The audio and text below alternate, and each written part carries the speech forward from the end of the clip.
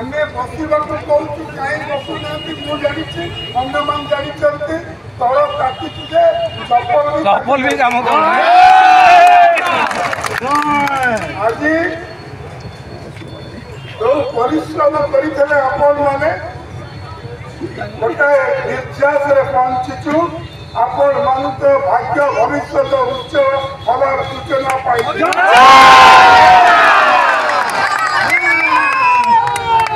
गतकाली राति अनेक बंधु पलैते राति 9:30 आमको खबर आसला माननीय मुख्यमंत्री द्वारा 2 जन प्रतिनिधि आंदोलन स्थल को आसी आमको आसंता काली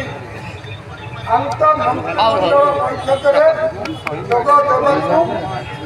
अनुरोध करते आमे आसुवा 2 प्रतिनिधि हस्तीर माननीय विधायक हिराशीष आचार्य एवं एकांत भुवनेश्वर माननीय विधायक बाबू सिंह आम तो आम पाखर शुणी एवं आमे आम दुख प्रकाश करूँ एवं मुख्यमंत्री द्वारा गठित आईन मंत्री द्वारा अध्यक्षतार गठित कमिटी जो 2 जन मंत्री डॉक्टर भूपेश महाली एवं सुरेश कुमार पुजारी अच्छा एवं सहित 6 जन विधायक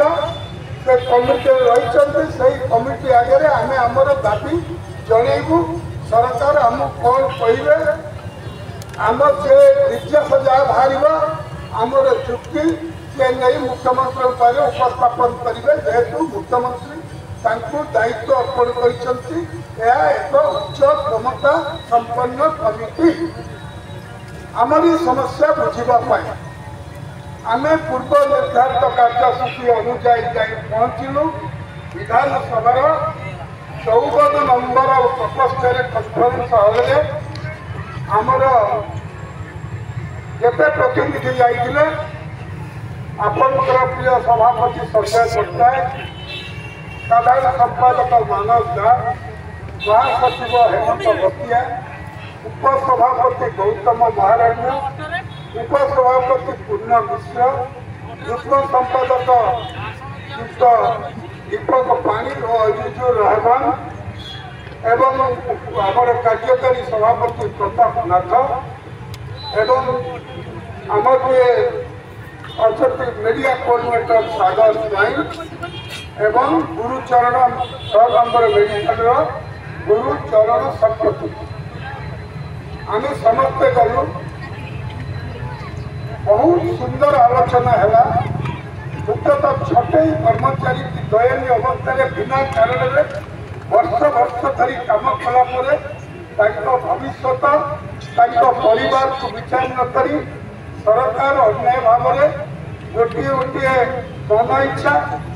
ब्लॉक बंद कर डिविजन घरे डिविजन आरंभ कर सचिवालय पर्यटन कर्मचारी की छटई कर बयस अतिक्रांत आम जीवु कड़े बापा माँ पिला छू पोषणु केमी बयस अतिक्रांत पर विभाग सहित आटाचमेंट आसुवर एवं बयस अतिक्रांत पर आम आउ सरकारी चाकरी निगम चाकरी कल कारखाना चाकरी उपयुक्त नुह एवं आमर असहाय परिवार को आम बचेबू केमी सरकार आमको पचारे जे एमती ओडिशा रे केते जन छटई होती विभिन्न कारण मुझे 5 वर्ष भितर जहाँ मन इच्छा छटई करते स्थानीय अधिकारी मैंने बाद 13/7/22 आदेश सचिवालय ठारू सचिवालय गृह विभाग आरंभ कर ब्लॉक डिविजन सबुआड़े व्यापक संख्यार छटई छटई परिमाण अंततः 2000 भितर हम बढ़े कही गोटे स्वतंत्र नियम एवं यहाँ आग बाहर करने दरकार यहाँ जब खूब शीघ्र न बाहर आम भग्न मनोरथ फेरबू तापर आसला आउटसोर्सिंग डेली भितर कौन नथी नहीं आदेश नहीं एमाने जबरदस्त समस्त किसी अधिकारी स्वास्थ्य विभाग जंगल विभाग बहु परिमाण अन्य विभाग डेली वेजेस तृतीय पक्ष द्वारा नियुक्ति पाइबू डेली वेजेस चंचल भाव में सब कथा बुझा दि जाए आम कौ कौ बेनिफिट पाँच आउटसोर्सिंग कौ कौ बेनिफिट पाऊना 26 दिन दरमा चाकरी कर चार दिन अनेक जगह काटुंट आम जो वर्धित दरमा 1000 एक्सग्रेसिया इनसेंटिव दौना एवं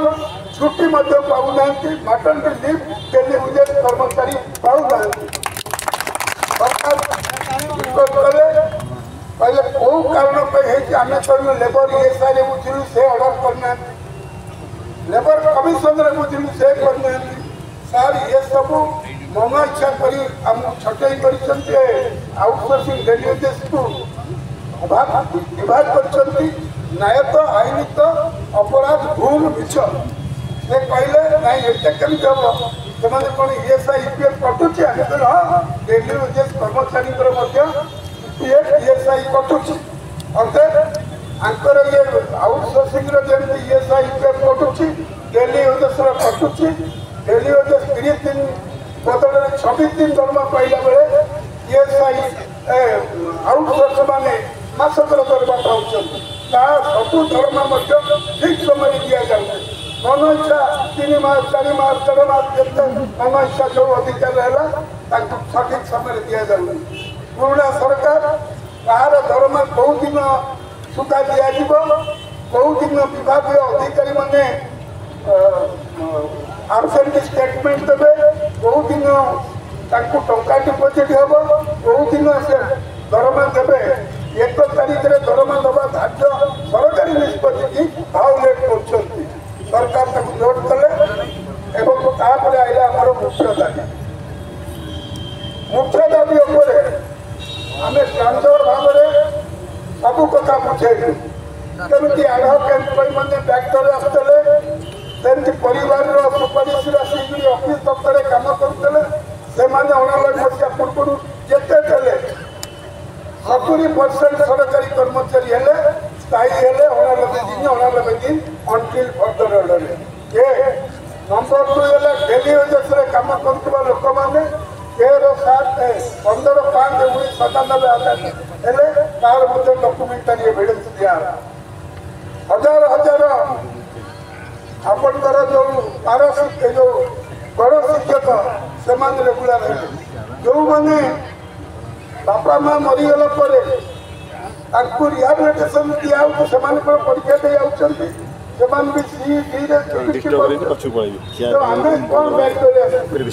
दे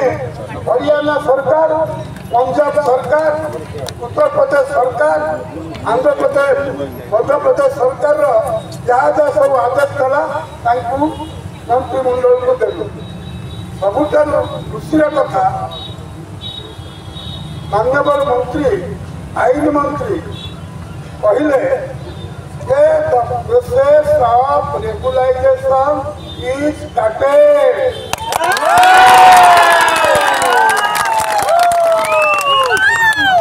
जो कमिटी गढ़ा है से कमिटी की आम तरफ बराबर करी प्रोग्रेस जानिबा दरकार आपण माने निजे मंत्री पाखक आसी डेली डेवलपमेंट कौन है आपण बुझे सरकार गोटे निष्पत्ति नहीं कि निष्पत्ति नौकरी रेगुलाइजेशन आपण अनुध्यान करेंगे आपण मैंने गोटे छोटिया कमिट करूँ से कमिट बराबर आम सहित आलोचना कर प्रोग्रेस हम